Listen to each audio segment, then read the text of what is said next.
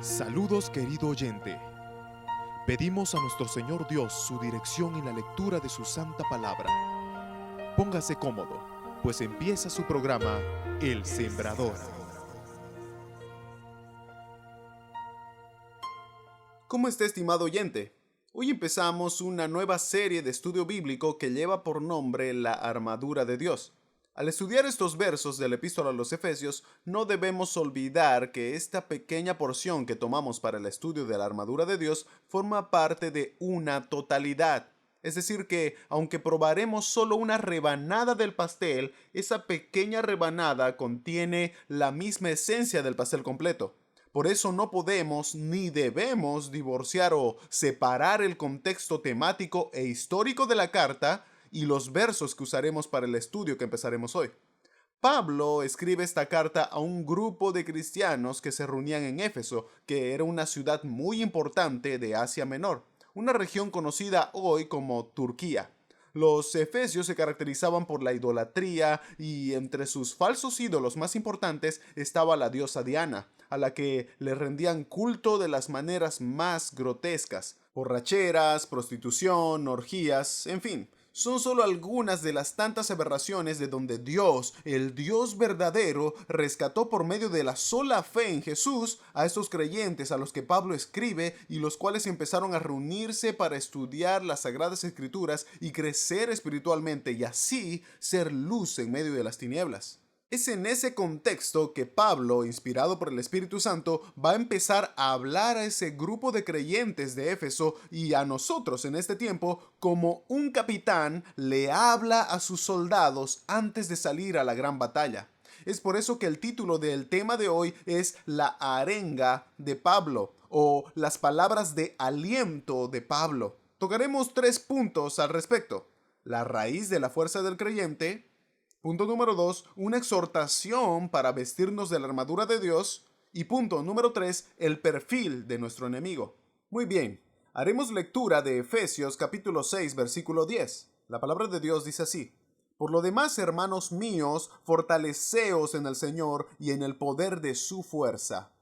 La raíz de la fuerza del creyente. Es muy interesante cómo nuestro Señor usa personas específicas en situaciones específicas para enseñarnos algo. El apóstol Pablo estaba escribiendo esta carta desde la cárcel, muy probablemente desde la cárcel en Roma. En Efesios capítulo 4, versículo 1, Pablo dice: Yo pues preso en el Señor, dándonos a conocer así su encarcelamiento por causa del Evangelio. Él no estaba entre rejas y cadenas por ser un malhechor. Él estaba ahí por hacer la voluntad de Dios. Pero en ningún momento vemos a Pablo quejándose de sus circunstancias. Al contrario, a pesar de sus padecimientos, él anima a los creyentes a fortalecerse. Josué, en el Antiguo Testamento, escuchó estas palabras por medio de Moisés, aunque sabemos que quien realmente hablaba era Dios, diciendo: Mira que te mando que te esfuerces y seas valiente, no temas ni desmayes, porque Jehová tu Dios estará contigo en donde quiera que vayas. La fortaleza que Josué debía tener no procedía de sí mismo, pues la esencia de ese verso se encuentra en la frase que dice: porque Jehová tu Dios estará contigo. Él es la roca fuerte. Por eso Pablo, en su arenga, en sus palabras de ánimo, alienta a la iglesia, exhorta diciendo: hermanos míos, fortaleceos en el Señor y en el poder de su fuerza. Nuestro Señor y Salvador quiere que nosotros conozcamos que Él es fuerte y que Él es la única fuente de fortaleza. Salmos 62, versículos 1 y 2 dice: En Dios solamente espera en silencio mi alma. De Él viene mi salvación. Solo Él es mi roca y mi salvación, mi refugio. Nunca seré sacudido. Está más que claro que el salmista está pasando por un momento que aflige en gran manera su alma. Pero él atribuye su esperanza solo a Jehová, y él atribuye su salvación solo a Jehová. No en sí mismo, no en sus riquezas, solamente en Jehová Dios, el cual es la única fuente de fortaleza. Salmos capítulo 28, verso 7 dice: El Señor es mi fortaleza y mi escudo. En Él confía mi corazón, y soy socorrido. Por tanto, mi corazón se regocija y le daré gracias con mi cántico. Como podemos apreciar en estos versos, nuestro Señor se revela a nosotros como la única raíz de fortaleza para el creyente. Y nuestro Dios no solo quiere que aprendamos que Él es fuerte, sino que también quiere que sepamos que nosotros somos débiles. Cuando el apóstol Pablo oró en 2 Corintios 12 para que le sea quitado el aguijón de su carne, nos muestra que aquel aguijón lo expuso a debilidad, lo dejó vulnerable física y espiritualmente. El orgullo de Pablo estaba siendo cincelado a través de esa prueba. Y a pesar de que Dios no le quitó aquel aguijón que exponía la debilidad del apóstol, el Señor le enseñaría que a pesar de su debilidad, Dios perfeccionaría su poder y glorificaría su nombre por medio de esa prueba. 2 Corintios 12, versículos 9 y 10 dice: Y me ha dicho, bástate mi gracia, porque mi poder se perfecciona en la debilidad. Por tanto, de buena gana me gloriaré más bien en mis debilidades, para que repose sobre mí el poder de Cristo. Por lo cual, dice Pablo, por amor a Cristo me gozo en las debilidades, en afrentas, en necesidades, en persecuciones, en angustias, porque cuando soy débil, entonces soy fuerte. Dios nuestro Señor plasmó en las Sagradas Escrituras esta prueba de Pablo, para que nosotros reconozcamos cuán débiles somos y pongamos así nuestros ojos en el único que es verdaderamente fuerte. Y conforme vamos conociendo a aquel gran Señor, podremos ser vestidos de su poderosa armadura con la que seremos realmente fortalecidos. Ahora, ¿queremos convencernos que Dios glorifica su nombre y perfecciona su poder por medio de la debilidad? Leamos algunos versos de Isaías 53, en donde la Escritura muestra a nuestro Señor Jesucristo expuesto a debilidad, mas aún así el Padre es glorificado por el Hijo. Isaías capítulo 53, versículos 3 al 7 dice así: Despreciado y desechado entre los hombres, varón de dolores, experimentado en quebranto, y como que escondimos de él el rostro, hablando de Jesús. Fue menospreciado y no lo estimamos. Ciertamente llevó él nuestras enfermedades y sufrió nuestros dolores, y nosotros le tuvimos por azotado, por herido de Dios y abatido. Mas él herido fue por nuestras rebeliones, molido por nuestros pecados. El castigo de nuestra paz fue sobre él, y por su llaga fuimos nosotros curados. Todos nosotros nos descarriamos como ovejas, cada cual se apartó por su camino, mas Jehová cargó en él, en Cristo, el pecado de todos nosotros. Angustiado él y afligido, no abrió su boca. Como cordero fue llevado al matadero, y como oveja delante de sus trasquiladores, enmudeció y no abrió su boca. Es asombroso lo que hizo Dios para salvar al pecador, a aquel pecador que en arrepentimiento y fe mira al que se humilló hasta la muerte y muerte de cruz. Porque él mismo, Jesús, fue exaltado, levantado hasta lo sumo por el Padre, resucitado de entre los muertos para dar vida eterna a todo aquel que cree en él. Él es el Dios fuerte, que sometiéndose a debilidad, mostró su gran y asombroso poder para salvar. Por eso el apóstol Pablo le dice a la iglesia: hermanos míos, fortaleceos en el Señor y en el poder de su fuerza. Y así pasamos a nuestro segundo punto, una exhortación para vestirnos de la armadura de Dios. Leeremos el verso 11 del capítulo 6 de Efesios. La palabra dice así: Vestíos de toda la armadura de Dios para que podáis estar firmes contra las acechanzas del diablo.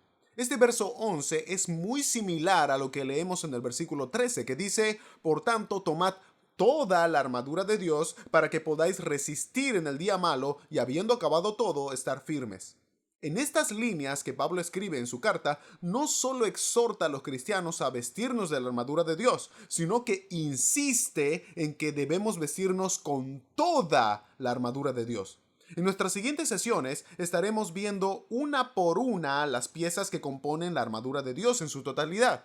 Pero lo que Pablo busca que comprendamos es que no podemos siquiera pensar que tenemos el derecho de escoger las piezas de la armadura que quiero usar y las que quiero desechar. Cada pieza es fundamental para guardar al soldado de Cristo.